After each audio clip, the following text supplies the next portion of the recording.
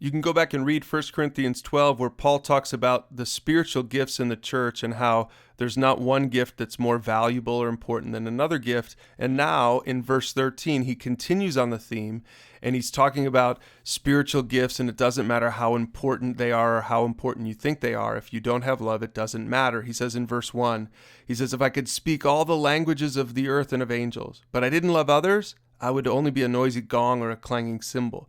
And if I had the gift of prophecy, which was a big-time gift in the minds of many of the Corinthians, and if I understood all of God's secret plans, which was the gift of wisdom or knowledge, he says I possessed all that knowledge. But if I had such faith that I could move mountains, it's like the gift of faith or the gift of healing. He says, but I didn't love others, I would be nothing.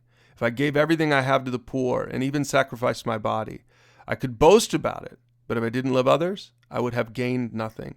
So his point is this: love is more important. It's more important to love people. Remember what Jesus said in Matthew 22 when the Pharisees asked, what's the most important command? And Jesus said, love God, love people, love your neighbor as yourself. And so the Corinthian church was starting to forget that. They forgot that it wasn't about how special they thought they were, or how spiritual they thought they were, or what gift God had given them. Paul's saying, the most important thing of all of these things, the most important thing is love.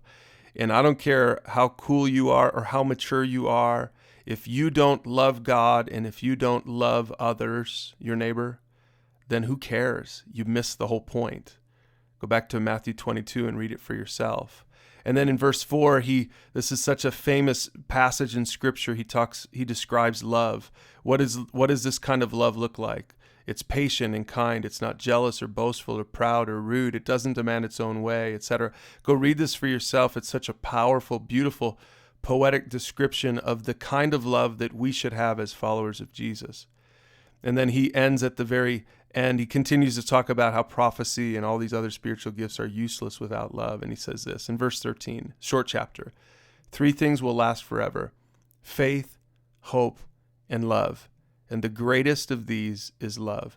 What a great chapter. What a powerful chapter. What a practical chapter for Christians who want to live to honor God today. It's all about loving God, loving your neighbor as you love yourself. Go ahead and read it for yourself.